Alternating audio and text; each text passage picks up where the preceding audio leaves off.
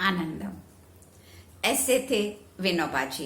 पुस्तक पठन में आपका स्वागत है।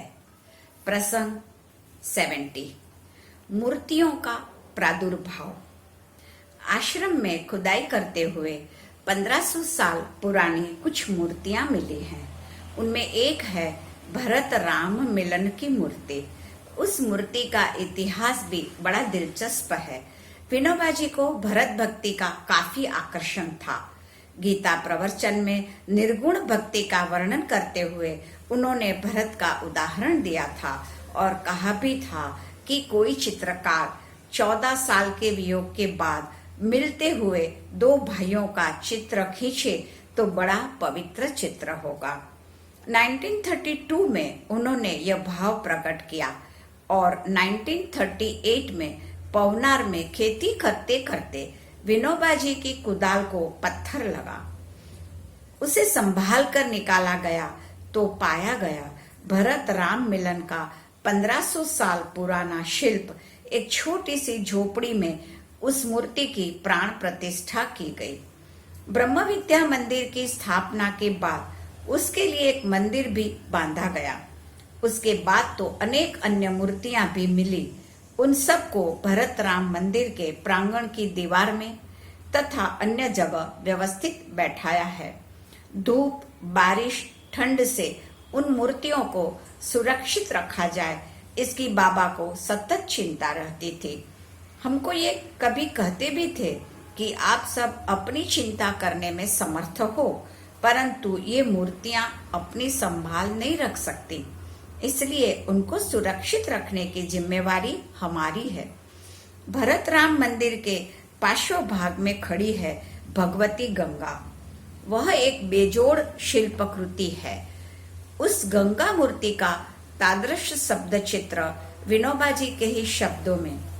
यह मूर्ति मगर पर खड़ी है, लेकिन बिल्कुल सहजता से खड़ी है, जैसे हम जमीन पर खड़े रहते हैं। उसके पैर उसका समत्व सूचित करते हैं। उसकी कमर मजबूत है, उसमें सामर्थ्य है। उसका वक्ष भाग वात्सल्य से भरा हुआ है। उसकी आंखों में कारुण्य है। कोई गिरा हुआ दुखी होगा तो उसको उठाने के लिए कारुण्य से नीचे देख रही है और बहुत प्रसन्न है। इस मूर्ति के चेहरे पर सदा सर्वदा उत्साह है, लेकिन उर्मी नहीं। उत्साह चैतन्य का स्वभाव है, उर्मी चित्त का स्वभाव है। उर्मी न होना और उत्साह होना यह एक योग है। यह इस मूर्ति को सदा है। वह अगर तुमको और हमको सद जाए तो हमने सब जीत लिया। प्रसंग 71, संस्था कर्म प्रधान, आश्रम वृत्ति प्रधान। मनुष्य संस्था खड़ी करता है, उसमें एक कर्म प्रारंभ करता है और फिर कर्म को आगे बढ़ाने के लिए मनुष्य को ढूंढता है। विनोबा जी इस प्रकार की संस्था प्रणाली को नहीं मानते थे। आश्रम और संस्था का फर्क बताते हुए वे कहते थे, आश्रम वृत्ति प्रधान होता है, संस्था कर्म प्रधान।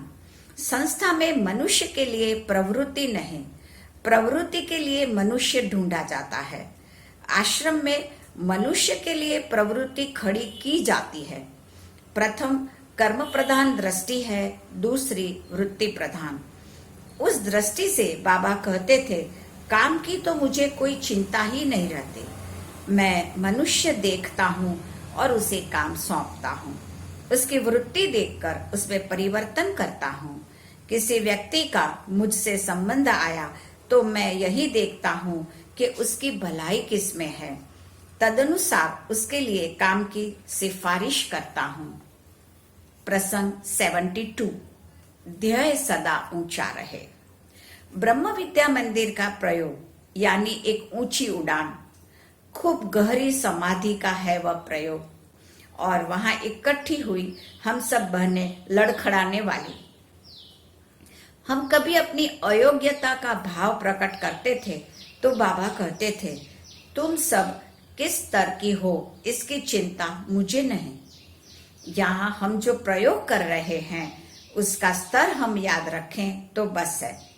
स्वच्छंदता और अश्रद्धा को यहाँ स्थान हो ही नहीं सकता, यह स्पष्ट ही है।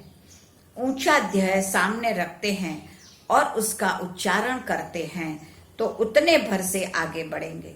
उद्देश्य और शब्द तुम्हें आगे ढकेलेंगे। कभी कहते थे, it is not failure but low aim is crime, अर्थात आदर्श नीचा रखना अपराध है, असफल होना अपराध नहीं। प्रसंग 73। आदरणीय साथ साथ अनुकरणीय भी।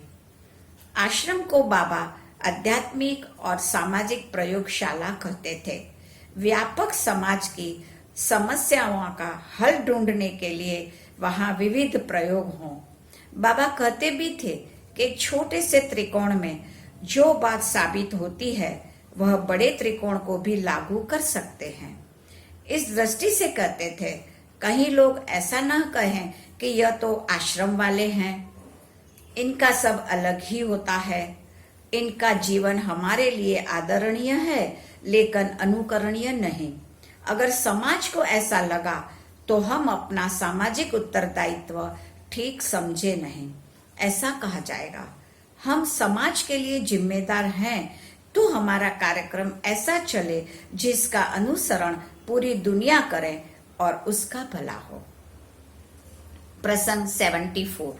हरिओम। बाबा कहते थे, ब्रह्म विद्या का ग्रंथ शुरू करने के लिए पहले कुछ योग्यता चाहिए। इसके लिए शंकराचार्य ने जो मांग रखी वह भारी है। बाबा की मांग छोटी है, वह मैंने अपनी परंपरा के आधार से की है। हमारे जो आध्यात्मिक ग्रंथ हैं उनका आरंभ होता है हरिओम। हरि का अर्थ है भगवान की भक्ति। ब्रह्म विद्या की जो साधन सामग्री है उसमें सर्वश्रेष्ठ साधन है भक्ति। ओम का अर्थ होता है जी हाँ, विश्व के अनुकूल। खासकर यहाँ साधक समाज है तो साधक समाज के अनुकूल बने, हर सेवा के लिए हम तत्पर बने। हम तो सदा दास हैं, इधर से भी देखो उधर से भी देखो, समान है। स दा दास, इन दो चीजों के बाद ब्रह्म विद्या का ग्रंथ शुरू होगा। धन्यवाद।